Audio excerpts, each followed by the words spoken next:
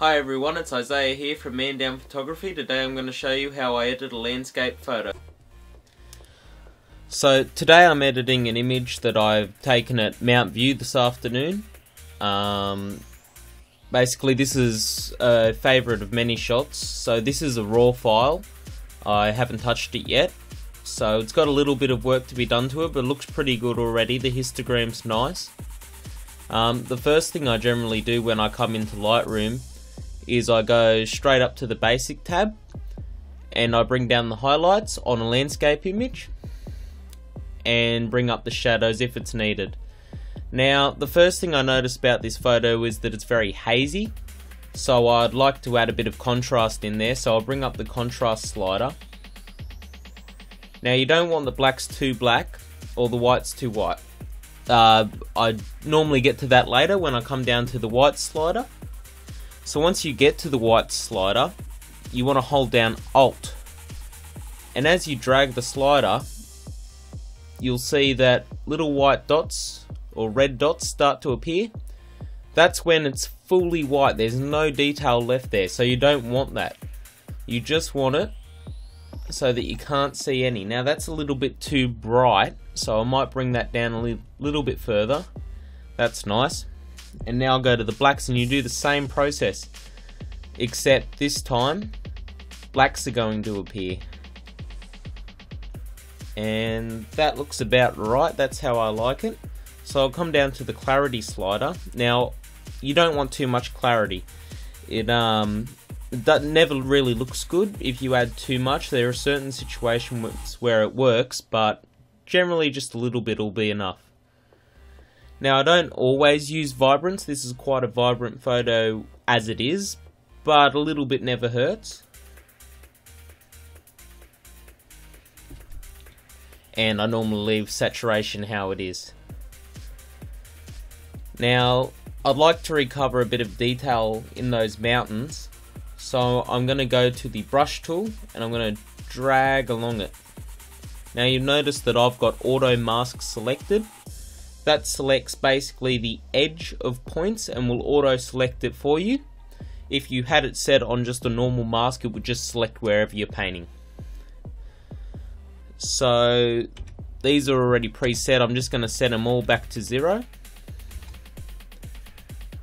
And I'm going to bring up the exposure a little bit, add a little bit of contrast, bring down the highlights, bring up the shadows, bring up the whites a little bit, bring down the blacks, add a little bit of clarity and a little bit of saturation. Now if you really want, you can add a little bit of colour in there with the tint slider. I generally tend to add a little bit of purple, and I might even play around with the temperature and add like a cooler tone in there. Right, the mountains look pretty good. Now there's a row of trees that I'd also like to get, and I just find that they were a little bit bright and distracting, so I'm just going to bring them down just a smidge, about half a stop, and bring up the contrast and set the highlights back to 0 and the saturation back to 0. Now I like to add a little bit of texture across the fields. It gives a nice effect. The light tends to be a little bit random at sunset, and you can add that in your photos with the brush tool. Bring up the exposure a little bit, add a little bit of colour, a little bit of tint, contrast, play with the highlights, and that's good.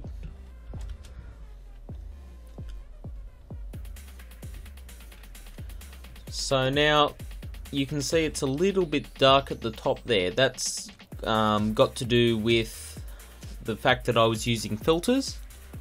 This was shot at f8, so there shouldn't really be any barrel distortion there. I'm going to put it down to the filters, but anyway, that can be recovered with the neutral density slider that's actually inbuilt into Lightroom. those are set back to 0, you're going to want to turn up the exposure a little bit to compensate for the vignette that you're getting from the filter.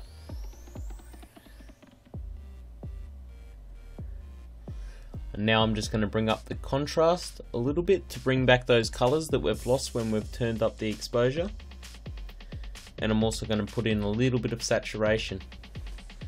Now the colours in the sky are quite nice here, but if your sunset was a little bit ordinary or you just want a little bit extra colour, you can add some colours by playing around with the temperature and the tint. I normally leave it, but I'm thinking I might like a little bit of a purple tinge towards the top. Now obviously this filter is heaviest at the top and it gets lighter as it goes down. That's how a graduated filter works.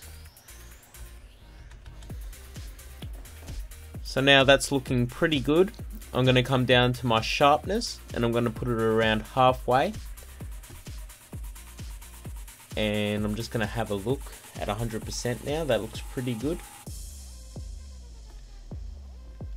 And I'm also going to come down to the lens correction tab. Now you can enable profile corrections, which is also another way to get rid of that vignette on the edges.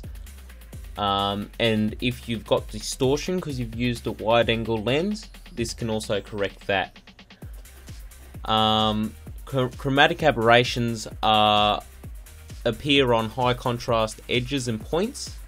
You can see a very slight chromatic aberration on this mountain. That's the blue or red or sometimes purple outline. If you just select remove chromatic aberrations, it works its best to find that and remove it. It doesn't always work, but it's better than nothing. And now that image is basically ready to go.